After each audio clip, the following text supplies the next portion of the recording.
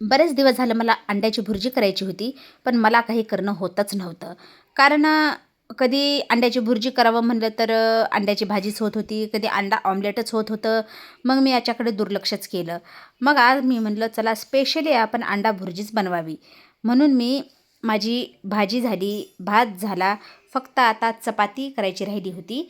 म्हणून त्या अगोदर म्हटलं आपण मस्तपैकी झणझणीत अंडा भुर्जी करावी. म्हणून मी हा बघा बारीक बारीक कांदा चिरून घेतलेला आहे. कारण अंडा भुर्जीमध्ये मला जास्त कांदा आवडतो, म्हणून मी जास्त असा 3 मोठे मोठे कांदे असे चिरून घेतलेले आहेत बारीक प्रकारे.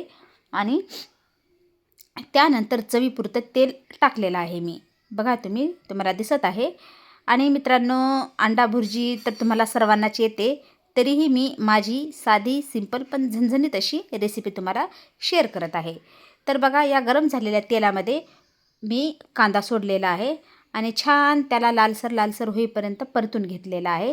यामध्ये मला दुसरं काहीही आवडत नाही. म्हणजे बरेच जण त्यामध्ये जिरं टाकतात आणि टमाटरही टाकतात, पण मला अजिबात आवडत नाही. मी फक्त त्यामध्ये मीठ चवीपुरतं आणि लाल मिरची टाकलेली आहे आणि त्यामध्ये मी अशा प्रकारे अंडे सोडलेले आहेत.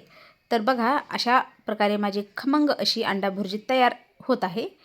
तर 3 कांदे आणि 3 अंडे अशी मी अंडा भुर्जी केलेली आहे मस्तपैकी. तर एकीकडे माझी चपातीचं पीठही मी तिंबून घेतलेलं आहे आणि छान प्रकारे अशा चपात्या पण मी लाटत आहे.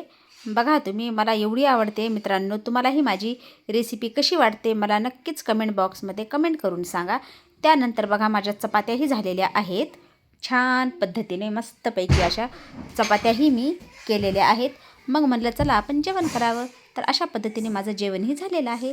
चला मग बाय. मम्मी